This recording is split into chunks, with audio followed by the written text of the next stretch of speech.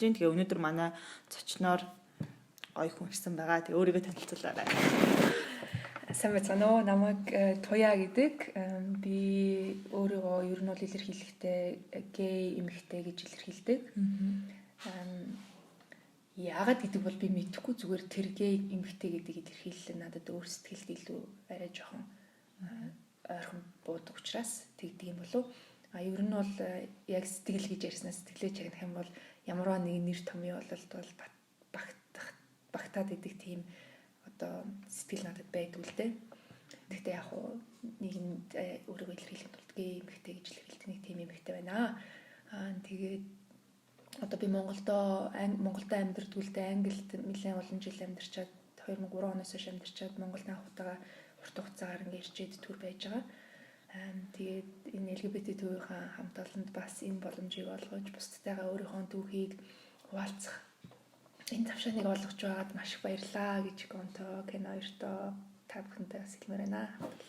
Тийм манай подкастт бас орж аваад баярлалаа.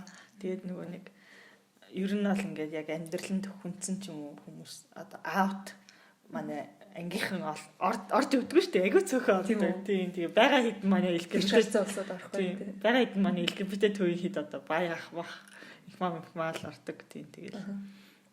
Тэгэхээр айгуу хэрэгтэй дугаар болох бах. Орж аваад зөндөх баярлаа. Тэгээд манай подкастыг сонсч байсан уу? Үгүй шүү дээ. Аваа их сонсолтой. Тэгээд нөгөө нэг гадаадд байгаа хүмүүс айгуу ангийнхан сонсдог гэсэн. Тэгж сонссон.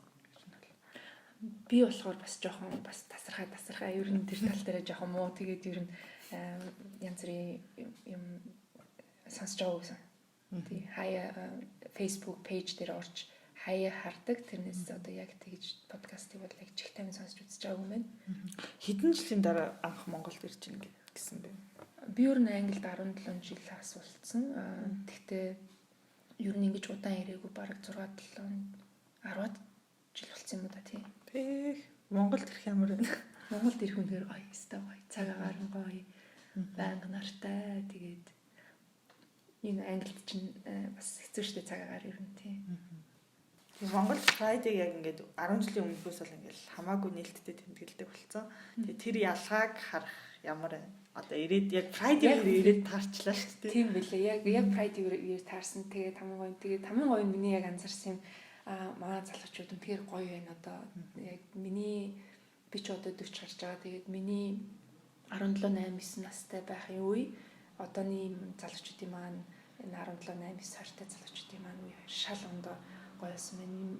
Нээлттэй болсон байна. Хүмүүс бас биеийнхээ хүлээн зөвшөөрч чаддаг болсон байна.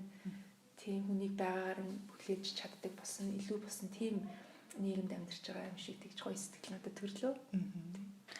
Тийм Туяа яг өсвөр насндаа ч юм уу яг мандаа үед ямар хүн байсан яг анх өөрийгөө яаж мэдчихэв яг ингээд одоо ингээд харьцуулаад залуу үеийнхэнтэй харахад юу нөөрэ вэ? Би 23 таа Англи руу гарч ирсэн шүү дээ. Тухайд би come out хийгээгүй те. Өөрийгөө нууцсан далдалсан энтэнд очиод стрейт одоо охтуудад дурлал ингээл явж идэг тэгсэн мөртлөө ингээл өөрийгөө тэгэл илэрхийлж чадахгүй дотроо шаналал тий стрейт дурлцсан охиныгоо өөр найз залуутайгаа үнсэлж байгааг нь хараад зүрх шимшигээл явдаг тэгдэл байсан шүү дээ миний одоо 20 21 23 та үе бол тэгээ 23 та Англид анх очиод ер нь манай сургууль яг Лондонгийн гей scene гэдэг гей community одоо Soho гэдэг дүүрэг байдаг. Тэр дүүргийн яг хажууд манай сургууль байдаг гэсэн. Би сургууль руу эргэж алхаж наашаа цаашаа явахдаа байнга одоо хоёр залуу ингээ годомчны болонд үнсэлтэж байгаа ч юм уу нэгнийхээ гарыг хөтөлцөн, тэрвэрцэн ингээ явж байгаа ингээ хүмүүсийг байнга ингээ хараад нэг хэсэг явсны дараа ер нь өөртөө эвлэрч эхэлсэн л дээ. Тэр хүртэл бол миний бас залуу 10 насны үе 20 насны эхлэл бол бас жоохон хэцүү сэтгэлийн дарамттай тийм үе байсан юм бол. Тэгээ бодонгууд нэг одоо жоохон өөрийгөө мэдхгүй байгаа ч юм уу хүүхдүүдэд ингээд харагдах нь ийм хүмүүс байдгийг шүү гэдэг ойлголт төрүүлэх нь манай pride энэ төр амар чухал юм шиг тий. Тэгэлгүй яг тэр маш чухал. Та бүхний хийж байгаа ажил бол маш чухал ажил шүү дээ. Нийгэмд одоо энэ цөөнхийн бидний уучраа болохгүй байгаа энэ явж байгаа үед миний 20-20 байх үед бол тийм юм байдгүйсэн шүү дээ. Тэгэхээр манай залуучууд маань бас маш их давуу талтай тийм нийгэмд амьдарч байгаа нь ингээд та бүхний бас өсөр их нөр их тий ажлын хүч хөдөлмөр тэрний үрдэнд бас энэ залуучууд маань маш их мэдээлэл авч одоо нээлттэй болж байгаа. Стрит улсууд энэ бусад нийгмийн одоо олонх төр улсууд бас их зөв мэдээлэл авч байгаа тэр тал дээр одоо маш их баяртай байгаа ер нь бол. Би ч гэсэн анх яг LGBT төв байгааг бол үдид одоо яг яагаад явж байгаагаа ч мэдэхгүй. Тиймэрхүү л яа надтай адилхан тийм хүүхдүүд зөндөө олон байгаа. Угаасаа тийм л амардаг. Тэгээд яг контент хийдэг камаут хийжсэн лээ. Би ч 2 жил гарсан нийлүү юм шүү дээ. Манайхаа миний түүхийг сонсомоор байвал миний подкаст руу яваад очиж. Тэр хөтлөгч хийж байгаа. Тэгээд яг тийм гей юм гудамж юм уу те бүр сохоо юу тийм сохоо гей дистрикт гэдэг юм уу дүүрэг одоо айгүй том бүс байдаг л да Лондонгийн нэг төв хэсэгт тэгээд тэр бол бас маш гоё газар бас Лондонд хүмүүс очивол очиж үзэх ёстой газрын нэг шүү дээ. Ямар гоё. Тэгээд бүр ингээд баг жилийн 4 үлрэлт pride юм шүү дээ баг. Тий ер нь бол тий ер нь байна. Очноо заавал очноо. Тэгээд одоо жишээ нь тийм нээлттэй амьдралд өссөн ч юм уу одоо тэр яг гудамжаар хөтөлтөж явж байгаа залуучуудаас ч юм уу яг ингээ Монголд өссөн хүүхдүүдийн queer хүүхдүүдийн багтаа өөрийгөө мэдчихсэн тухайн үеийн түүхүүд нэх өөр байгаа шүү дээ тий. Яг өөрийн чинь хувьд яг ямар хөө байв. Би багтаа жоохондоо тэгээд яг өөрөөс танд их чүү хөгтөдөд очил дурлал яваад идэг гэсэн л та. Хамгийн анхныхын тохиолдол хэм бол 2 дугаар анги муу 3 дугаар ангид байсан баг.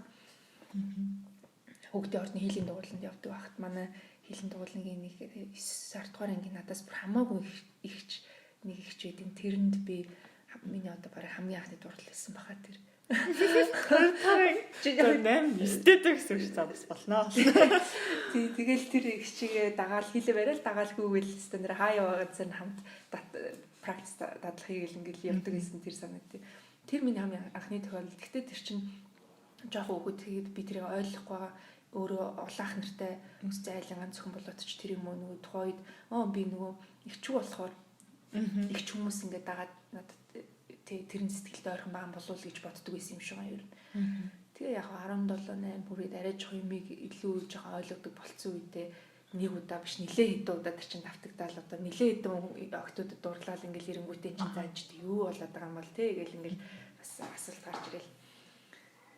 Тэр үед ер нь бол өөрийгөө жоох илүү ойлгож эхэлсэн л дээ 17 8 настай юмыг жоох ухаардаг болсон үедээ тэгээд тэрнээс болж бас их өөрийгөө дарддаг байсан. Одоо үгүй тийм би ингээ ясгүй би одоо шал буруу юм л яваад байна буруу юм игээд байна. Одоо яагаад би ингэж бүх хүмүүсийг би манай зохтууд шиг одоо найз залуучуудтай байхад би яагаад тий одоо эмхтэй өнгө бодоод байдیں۔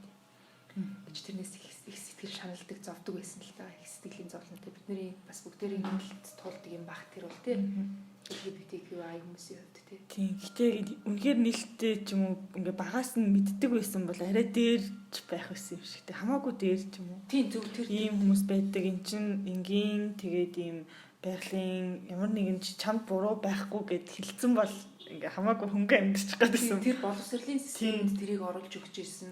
Тийм оруулж өгч ээж тэрийг бол хүүхдэд багаас нь тийм одоо зөв юм суулгах багталтай хүүхдэд одоо тийм болсон шүү дээ тийм одоо ерөөсөө англи бол боловсролын системд энэ ч орсон шүү дээ. Тэгэл тийм тэхэлгүүтэй ч одоо би одоо хүүхээсээ өмнө Монголд ижлүүсээ хас гэрлэхийг харчмаар л хитэнстэй байлаг он гэдэг гэсэн 23-тэй шүү дээ. Тэгээд 17 энтер одоо яг өсвөр насндаа өөрийгөө бүр ингэж дурлаад байгаагаа мэдчихээд тэгээд өөртөө зөрчилдсөөр байгаа лонд явцсан юм байна тий. Ер нь бодол тийш дээ. Өөртөө зөрчил тэр үед чинь нөгөө яг одооны одоо манай залуучуудын одоо энэ мэдээлэл их байгаа шиг тийм мэдээлэл байдгүйсэн. Ийм төвч байхгүй, ийм хаана юу байгааг нь мэддэггүй байсан байхгүй юу. Одоо би жишээ нь оюутан 19-тэй 20-тэй оюутан байхдаа ингэж дотроо ингэж сэтгэлийн гүн ингэж нэг юм тийм олох юмшин тийм нэг ийм газар байга. Тэг ямар хүнтэй танилцсан юмсан гэж боддог мөртлөө хаашаа явахаа мэдгүй, яахаа мэдгүй. Юу ч байхгүй, хаана юугаа мэддэггүй тийм байдаг гэсэн юм ер нь. Тэгээд мэдээж Лондонд тэр хүртэл ингээл өөрийгөө барайл өөрийгөө зоолт гэдэг чи тэр худлаа ярин тэр чин дагаж бас ингээл худлаа юм ярин тэр бол миний айгүй бас дотроо шаналж явдаг гэсэн маш том юм хүнд худлаа яар заавалч хүн худлаа ярих болно гэрийнхэн худлаа ярих болно тийм нэг залуу ингээд хурж ирээд хаалган дээр хурж ирээд ингээд нөөц чи надад таалагдахгүй байхад гэрийнхэн шал ондоогоор хүлээгээд авцсан чинь тий өө энэ танаа найз л болох гэж юм. Тэгэл ингээл тэрнээс ч үүдэл цаашаа зөндөө худлаа ярих тийм тохиолдлууд гарангуут би өөрөө тэрэндээ айгүйх зовдөг гэсэн. Тэрнээс үүдээд одоо муу зуршлуудад айгүйх бид нэр ингэж автагддаг юм шиг байгаа манай одоо тий одоо тэр одоо тэр чинь дөнгөж 17 8-тай одоо яг шилжиж чинь нас дөнгөж өнгөрөө явж байгаа үе тэгэнгүүт бид нар чинь тийм сэтгэлийнхаа ямиг илэрхийлж чадахгүй тийм нуугдмал юмтай худлаа ярих одоо өөрийнхөө үнэлэмж байхгүй өөрийгөө үнэлэх үнэлэмж байхгүй тийм үед бол хүн маш их муу зуршилд автагддаг муу юм автагдаж байгаа айгу амархан болчихдөг юм шиг байна. Тэгээд би ч өөрөө тэрнээс ангид байгаагүй тамхитаатан тэгээд архиухаараа одоо заавал тэр одоо сэтгэлийнхаа зовлон дарж тэгэж одоо мартах гэж тэгэж уун ингээд тэр чинь нэгээс үлдээ муу зуршил болоод тогтчихдөг. Тий. Тэгээд Англид очисныхаа дараа л тэрийг энэ чинь ерөөсөө зүгээр юм байна штэ. Тэгэж өөртөө тэмцэлэх хэрэггүй юм байна штэ. Өөрийгөө ингэж хүлээн зөвшөөрөх байгаар хүлээн зөвшөөрөхтэй юм тэгжээж эхэлж өөрийгөө ойлгож өөрийгөө хүлээн зөвшөөрчээж дараад нь бусдаар хүлээн зөвшөөрүүлнэ гэхээс өөрийгөө ойлгож хүлээн зөвшөөрөөгүй байжгаад бусад хүмүүс тэрийгээ тулгаад тий чи намайг ойлгох ёстой чи намайг ингэх ёстой гэх юм бол тэр бол бас бүтэмжгүй боломжгүй юм шиг надад санагдсан тий. Тийм тэгээд Англид яг коммаут хийхтэн одоо тэр гудамж ч юм уу тий яг тэр процесс ер нь илүү амархан болоо явцсан гэж би ойлголоо. Тийм илүү амархан болсон ер нь орчин надад нэлээд бүр ингээд сэтгэлд ойрхон болоод тэгэнгүүт зориг ороод би миний нэг хайртай найз байдаг айгу төс тас гэсэн хүүхэн л дээ тэгээд тухайд тэгэл би яагаад ч юм ер нь бол бас миний бас хүндэлж имиж авдаг найз тэр миний найз. Тэгсэн мөртлөө имиж авдаг мөртлөө би тэр найзтай анх камаут хийхээр шийдсэн тухайд магадгүй ингээл миний айдас чинь одоо энэ одоо ийм төс тас юм чинь надаас найз болохоо найзлахаа болчихвол гэсэн бас надаас айдас байсан мөртлөө би тэр найзтай хэлье гэж бодож хэлжсэн л та. Тэгээд анх манд хэлэхэд би бүр гацаж мацаж муурч ээрч муурч ээж 2 3 дахин болохгоо л хэлгээл тэгж тэгж байгаа л нэг юм арай гэж нэг юм найз ингээл ийм ихтэй үн татагдаг юм байна штэ гэд хэлсэн чинь нөгөөдөг чинь нэг том надар ингээл харсан чинь би шууд ингээл айгаал ингээл одоо л ста нэр ингээл тас игээл шууд уурлал явхан дээр тэгэл тэгсэн чинь нөгөөдөг чинь шууд босч ирэнгүүтээ үсрээл төвхцээл үнсээл намайг тэрэл хурж ирж аваа. Чи миний хамгийн анхны лесбиан миний хайртай найз баярлалаа чамаа гэж хэлж байгаа. Найз нь чам маш их баяртай байна. Өөрөө ингэж хэлсэн чинь тэгээд миний анхны лесбиан найз штэ гэж нөгөөд ч юм баярлалаа. Тэр нь агаад ч тэгэж анхны лесбиан найз гэж баярлахаар юм бөөхгүй. Ямар ч юм л тэгээд үсэж төгцөөл үнсэлсэн тэгээд надад тэр нь аюух гоё урам зориг өгсөн. Тийм ээ команд хийсэн хүн тэгэж нэг тийм гоё эерэг хүлээж авах нэг зориг өгч байгаа ч юм шиг тийм. Баха анх хинт команд хийхээ сайн бодоорой. Гэхдээ ер нь бол нэг хүн заавал нэг хүнд өөрийгөө юу зарлаа тунхлаад ах тийм хэрэгтэй ч юм хэрэггүй ч юм тэрийг бас бодолцох хэрэгтэй юм шиг надад санагдсан. Хамгийн ихэд хүн эхлээд өөртөө эвлэрчээж өөртөө амар амгалан тий олж ээж одоо юу гэдэг би ийм л юм биш дээ гэж ээж тэгжээж тэрнийхээ дараа хэн нэгэн хүнд зориулж өөртөө камаут хийвэл зүгээр юм шиг санагддаг л да тий. Бас ер нь хизээ нэгэн цагт хинч камаут хийх шаардлагагүй амьдрах л та тий. Тэгээд дээрэс нь бас камаут хийсэн ч гэсэн нөгөө хүн чинь бас зочилд орно шүү дээ. Одоо чинь ээж ч юм уу, ах ч юм уу, эгч ч юм уу те хин нэг бид нэр хүнд өөрийнхөө үзэл бодлыг тулгангуудаа энэ л намайг ойлгох ёстой гэдэг үднээс бас камаут хийх нь бас арай бас дутагдaltaй тийм бодож байгаа тал байж магадгүй. Тэгэхээр тэр нөгөө хүн чинь бас зочилд орж байгаа хүн тэр хүнд цаг хугацаа хэрэгтэй те. Тэр хүнд бас нөгөө ойлгох юмыг тэгээд одоо digest хийх гэдэг чи одоо юу гэдэг нөгөө жоохон боловсруулах тийм цаг хугацаа хэрэгтэй шүү дээ тий. Тийм цаг хугацааг тэр хүн бас олох хэрэгтэй байх тий.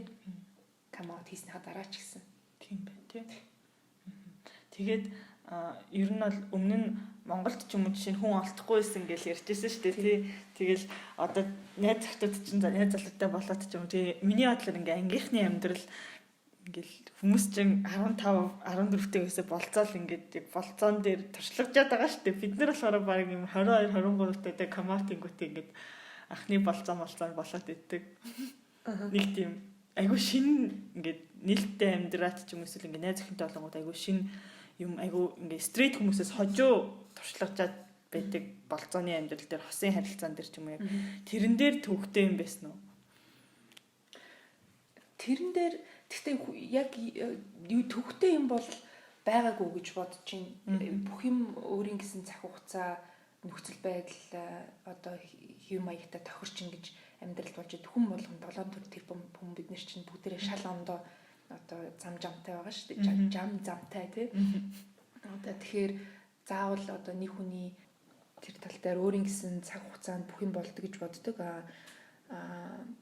Надад бол төвхтэй юм гэж байгаагүй юм шиг санагддаг. Яг нь миний бүх амьдрал тохиолдсон урдны бүхнэд цаг хугацаанд болох ёстой үедээ болох ёстой нөхцөл нь бүрдээд ингээд болсон гэж юу боддог шүү дээ. Тэгэхээр нэг ялгаа юмд нэг одоо юу гэдэг харан саад ч юм уу одоо эсвэл тийм юм болчих байсан, ингэх болчих байсан гэж юм уу тэгж боддгоо ер нь болохтой болсон. Бүх юм амьдралд одоо биднийг бэлтжээд одоо өнөөдөр бид нар ямар байгаа гэдэг чинь бүх өнгөрсөн алдаа оноотой бүх юмтай нийлээд ингээд өнөөдрийн бидний бий болгоцсон байж идэг болохоор бүх юм л ер нь талархаж явдаг шүү дээ ер нь тий. Гоё юм л тий. Яраад байгаа хүмүүс ер нь би ч гэсэн айгу ярьж ирсэн юм шиг санагдчихлаа. Ямар нэг юм сацарсан юм шиг айгу хэмдэрд юм байна. Тэгээд найзуудтай бас комаут хийх нэг өөр тий.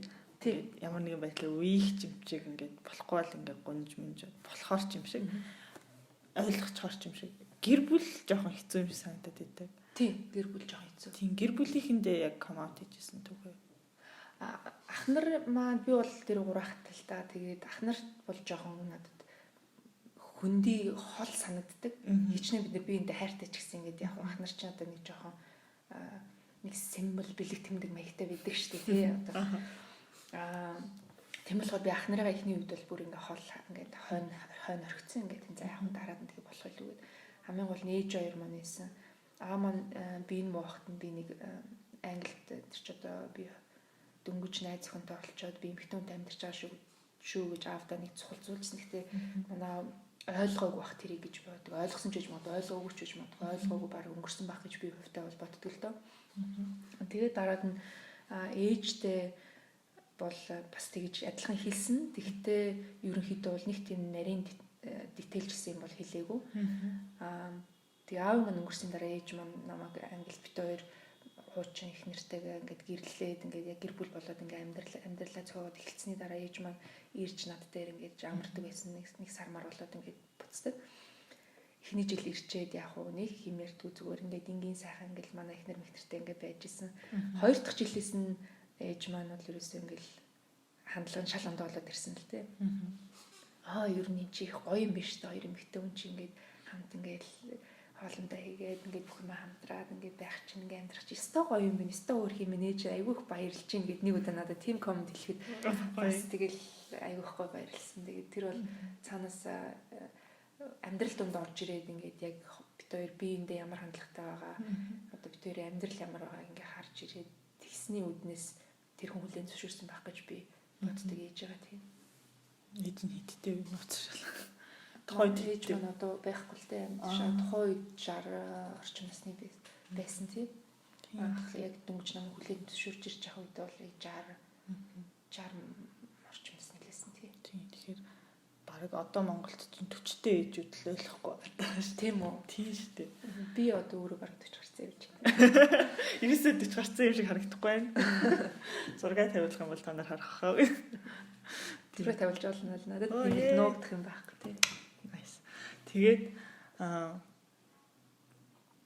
түрүүн сая нөгөө ихнэр гээд дурдлаа шүү дээ тийм. Тэгээд яг хууль ёсны ихнэр ч юм уу яг тийм хуулиар харилцаагийн чи хүлээн зөвшөөрсөн байх зүгээр үерхэх хоёрын хоорондох ялгаа юу вэ?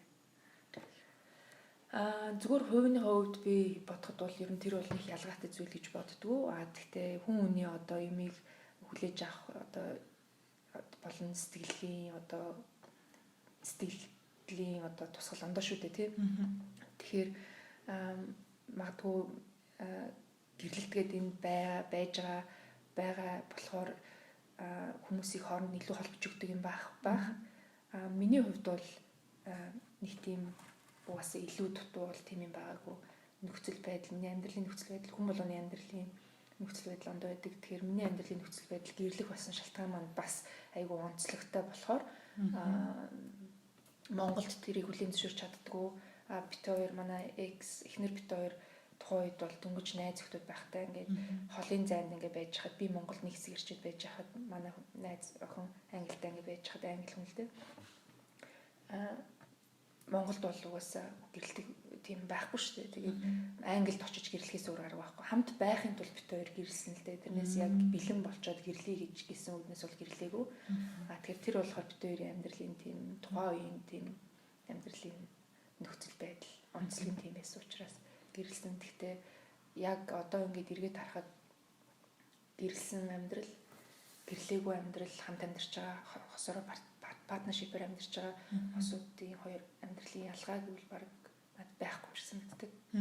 Тэрэнд нэг тийм яарад ахчим биш юм шиг санагддаг ер нь. Тийм. Тэгээд нөгөө бас сая эхнэр гэдгсэн тийм хэр удаан эхнэртэй бид хоёр 10 жил хамт байсан. 10 жил хамт амьдарсан тийм. Гоё юм бэ. Тийм тэгээд 10 жилийн харилцаа нууцч бол дуусах ямар байна ч юм уу. Хэцүү. Ер нь романтик харилцаа байхгүй. Болцсон мөртлөө одоо нөгөө нэг тасан сэтгэл гэл манайхан тэгдэг шүү дээ.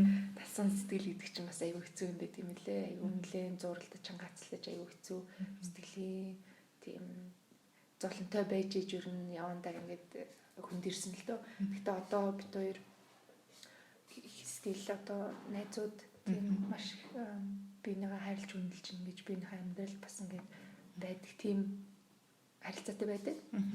Тэгээд ер нь бол нэгэнд миний хувьд тойны хувьд экс гэхээрээ л одоо юу гэдэг үзээд салах ч юм уу тийм юм бол би бас одоо ойлгоход хэцүү байдаг л та надад тийм сэтгэл тийм бол байдгүй. Экс нэгэнтэй би тэр үнийг хайртай гээд 10 жил хамт амьдарсан бол 10 жилч бай 10 сарч бай тий. Одоо хайртай гээд хамт амьдарч исэн бол би яагаад хайртай гэжсэн хүнээ үзэн ядах юм уу дургуутах юм уу гэх ёстой. Тэгээд ер нь бол бид хоёр сайхан харилцаатай байдаг одоо. Тийм. Гоё. Яг одоо харахад одоо яг амьдралаа яаж төлөвлөж юм ч юм уу. Нэг тийм. Намайг харахад л айгүй залуухан хүн л харагдаад. Амар ирчичтэй залуу. Аха. Ер нь тэгээд нэг жоохон за нэг хөгшин шиг нас мас яваад шиг хайшин. Гэтэ яг зүгээр нэг амьдралын нөгөө ингээд туршлага ингээд жилээр ингээд янз янзын тохиолдол, зовлон жаргал бүхэн тохиолдол, тий салал царнал тэр болгоомж ингээд хүнд амьдралын ингээд туршлагаар бас юм ойлгуулж ухааруулж идэм юм шиг байна. Тэр үднээсээ харахад бол ер нь нэгтгэх юм төлөвлөхөд болд юм биш шүү дээ. Ер нь л одоо цагтаа л амьдарч ивэл тэгээд хайр дурлалын ч юм уу тиймэрхүү юмыг бас төлөвлөд нэмэрхүүлэх л та тий. Тэр бол төлөвлөх юм биш байхаа. Хүний сэтгэлийн мэдгч угаасаа төлөвлөд байдаг юм биш. Хүн сэтгэлийн юмыг бол зүгээр яг өнөөдөр ямар сэтгэл вэ яг тэрийг л дагаж явж явах юм бол алдсан ч байсан хүнд тэр чи эргээд сурамж болдог тий. Онсон байсан ч тэр чи эргээд дурсамж болдог тий.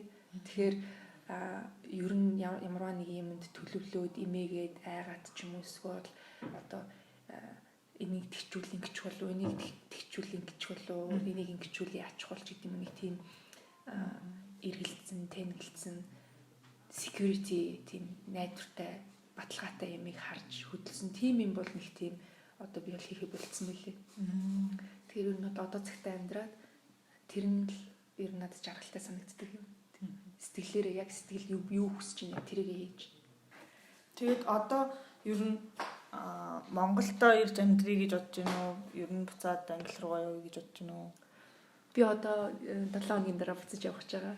Тэгэхдээ анх удаа энэ 17-8 жилийн хугацаанд Монголдо ингэж удаа ирсэн болохоор стил маань ерөөсө хуурцсан Монголдоо ирж Монголдоо бас ингээд тий энэ community-ийн дунд ингээд ороод бас утгалдаад ингээд явсан чинь айгүй гой санагдаад